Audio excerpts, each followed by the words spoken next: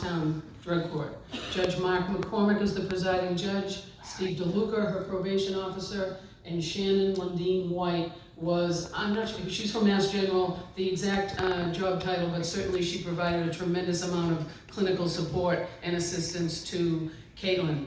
Caitlin is now working as a recovery coach coordinator at North Suffolk Mental Health, and she is involved in so many things that I can't even start the list today. There are just so many things that she is involved in and doing. She's planning to go back to school in January for her nursing degree, and she works in so many different recovery homes. She does yoga, she's running relapse prevention groups. The list is just too long. I hope she is comfortable telling you some of the good things that she's doing, but I'd like to introduce Caitlin to you.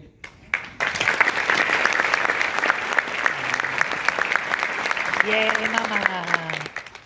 There's a lot of people here. So that was, I haven't seen this video in a while. I wrote that song when I was 3 months pregnant. I had just gotten out of jail.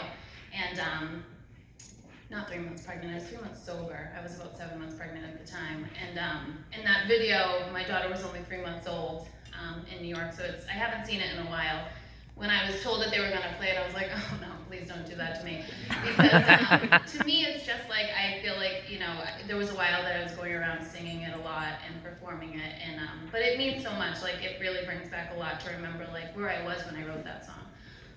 But like Marie said, my name's Caitlin Gillespie. I'm a woman in recovery. In the halls, we say addict, right? I always say, Caitlin, I'm an addict, but I'm so much more than that today. I'm a reliable employee. I'm a yoga teacher. I'm a college graduate. I'm a drug court graduate. I'm a daughter. My mom's here today. A great daughter. With my daughter. I'm a mom. I'm a single mom, which is a really hard job. I'm a sister to a brother and sister who didn't want anything to do with me for a long time. And I'm a friend, and I'm a family member, and I'm a survivor, you know, and I'm able to do things like this today.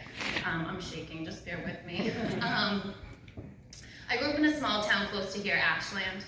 Really small town. On the outside, I had everything that I could have, you know, it looked good. I didn't need or want for anything. I'm the oldest of three, and I had a great family, you know, and there wasn't anything traumatic that ever happened in my life, really, but for some reason, I always felt like I wasn't good enough. I wasn't skinny enough, or pretty enough, or funny enough, smart enough, all of that stuff. I was just never enough.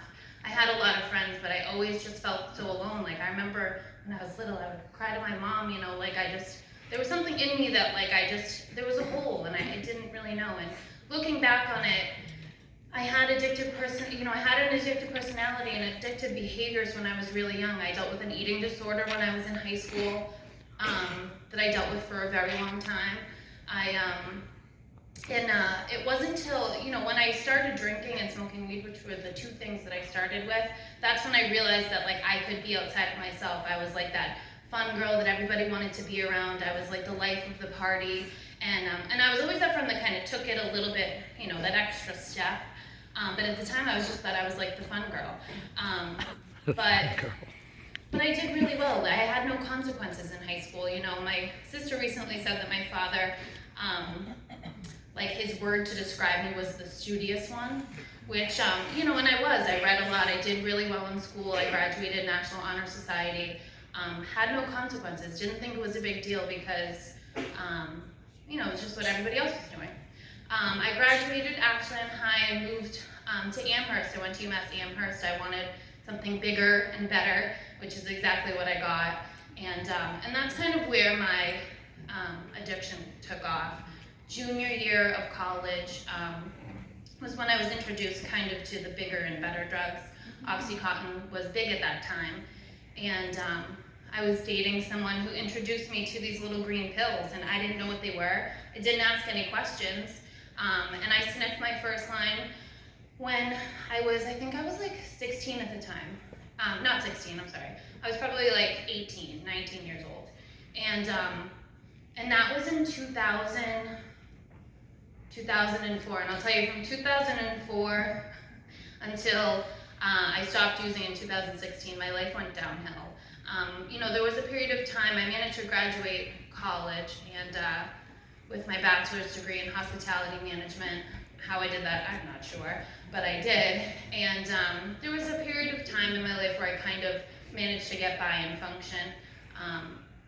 Hid things I thought from my family for a while, and at the beginning it was like, you can go to detox and come back. You know, my family, my mother would let me come home, but that ended very quickly when I was stealing all of the things of value in her life. You know, I stole everything from wedding rings, electronics, I mean, anything you can think of that I was gonna get money for, I stole. And it got to the point where nobody wanted anything to do with me anymore. My family wouldn't talk to me, I got kicked out, and at the end of my using, I was homeless on the streets of Boston, living in this tunnel under the Zachem Bridge for 2 years. And I was okay with that, you know, like, I had isolated myself to the point where, like, I just felt like I had nothing, and nothing matters, and all I cared about was getting high. Heroin was my drug of choice, and I did everything that I needed to do in order to get that small little bag. It ran my life for a very long time. And I started getting arrested and going to jail back in 2006. I recently had the luxury of looking at all of my booking photos from South Bay, which was like a collection of great photos over the years. But it was crazy to see the, you know, like baby Caitlin, when I'm 21 and I have no idea pre-heroin to like what I ended up in 2016. It was just, it was crazy to see it visually. But in September of 2016, I was arrested for the last time. I was stealing to support my habit, running all around Newbury Street, Boylston Street, stealing from all of these stores. And I remember when I got arrested, obviously I'm sick, I don't feel good, I don't want to be here, I'm thinking this is the worst thing, but honestly it was the best thing that ever happened to me. I was arrested, I was getting booked in South Bay, and they told me I was pregnant. And I made them take 7 tests because I didn't believe them, and I was, and I got sent to Boston Medical Center the next day, found out I was 3 months pregnant, and was put on methadone, which was not something that was ever going to be part of my plan, but it saved my life. And I stayed in prison, in jail in South Bay for about 3 months, didn't know what I was going to do. Nobody was really talking to me. In fact, my mother didn't even want me to have this baby. You know, I had nothing. Nobody was talking to me. I could barely take care of myself. How was I going to take care of this little baby? But I thought, you know, there was something inside me that thought maybe this could be it. You know what I mean? Like, I always felt like I had no purpose in life. So I kept her. And I was going in and out from South Bay to court and just wanted to get out. It was like this long process. If anybody knows, going from jail to court is like such a long day. It's so much work. Like, I felt like there was no communication between court and the prison. And it honestly, like, Shannon, like, I had Marie mention her because I don't know if I'd be where I am today without Shannon. Like, she really advocated for me, and I remember, like, we talk about it all the time when I was sitting in the dock pregnant. There were times when I just wanted to take my time just to get out, you know, and people were like, no, you don't have any felonies on your record, don't do that. And drug court was offered to me at a BMC, and that's how I ended up in Charlestown. And I just took it, you know. I got sent to a women and children's program in Mattapan. I stayed there, I had my daughter there, and I graduated that program. And from there I moved into a family shelter in Lynn. Drug court was an amazing, you know, it was an amazing support for me. Without, like, Mr. DeLuca was my probation officer. Like, I mean, I went through a lot when I was on drug court. Like, I never had any hiccups. I never, you know, had a reoccurrence or anything like that. But life is hard. A lot of things were going on. And, like, if I didn't have the support that I had in that courtroom, you know, I don't know where I would be. They were always there to listen to me. You know, I would go in there crying, and it was just, there was a lot of things going on in my personal life that were really hard, and drug court was always there for me. You know, they were that one stability, And I managed to graduate that drug court in 18 months. They always tell me like I'm the only one I feel like in Charlestown that's done it that quickly. But I did it, and it was just like, it wasn't hard for me because I was just doing what I was supposed to be doing. You know, I had just like reached a breaking point and had had enough and didn't want to go back to the way that I was living. Today, you know, after I graduated drug court, I was approached by my current employer, Katie O'Leary, and like she asked me if I'd want to be a recovery coach, and it wasn't ever something that was in my plans.